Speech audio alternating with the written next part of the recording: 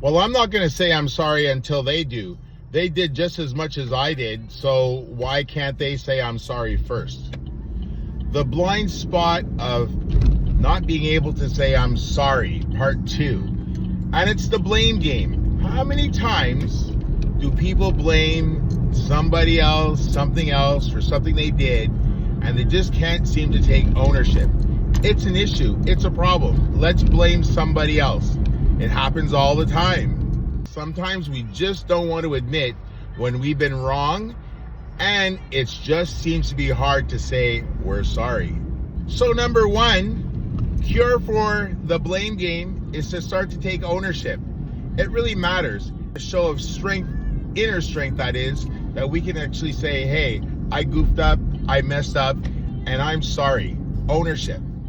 And 2, we can learn some lessons from the early days. Do you remember when Adam and Eve were caught after eating the apple from the tree of knowledge? Do you remember what happened? When God came looking for them, and God was really looking for ownership because he already knew what was going on, Adam blamed Eve, Eve blamed the serpent, and the way life was supposed to be was forever turned upside down because no one could take ownership and someone had to blame somebody else. The good news medicine is that you and I can be different. So when it comes to the blame game, let's take ownership. When we've been wrong, maybe it's truly not that hard to say, I'm sorry.